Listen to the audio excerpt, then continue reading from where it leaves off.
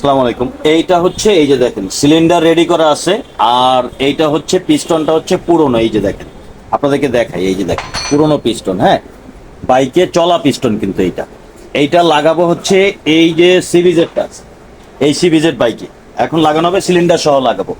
এটার সাইজ হচ্ছে আমার 100 সাইজ। আর এইটাতে এই সিলিন্ডারটাতে আগে যেটা চলেছিল সেটা হচ্ছে 50 সাইজ। তো এইটা এক সাইজ বড় আছে এবং পিস্টনটা ফ্রেশ আছে। দেখেন, এই পিস্টনটা যেহেতু আগে চলেছে, যার ফলে যেটা হয়েছে যে এই পিস্টনটা কিন্তু টেম্পার হয়ে গেছে, এবং রিংগুলো যে আছে এগুলো কিন্তু 100 টেম্পার আছে। হ্যাঁ, এইটার ক্ষয় হবে না, এখন দ্রুত ক্ষয় হবে না, ক্ষয় হতে অনেক সময় লাগবে, কারণ এটা হাই টেম্পার হয়ে গেছে। এইটা যখন আমি এই গাড়িতে লাগাবো, এই গাড়িটা কিন্তু অনেক দিন চলবে।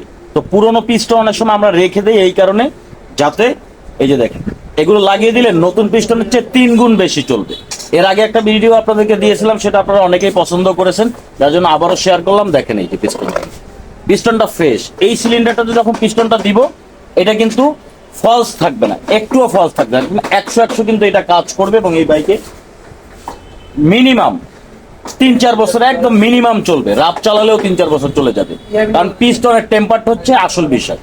মার্কেটের মালের নতুন পিস্টন গুলো সেগুলো টেম্পার দেওয়া থাকে, বাট এইটার মতো টেম্পার হবে না, কারণ এটাতে একটা বাইকে চলেছে। ওকে, তো ভিডিওটি দেখার জন্য ধন্যবাদ।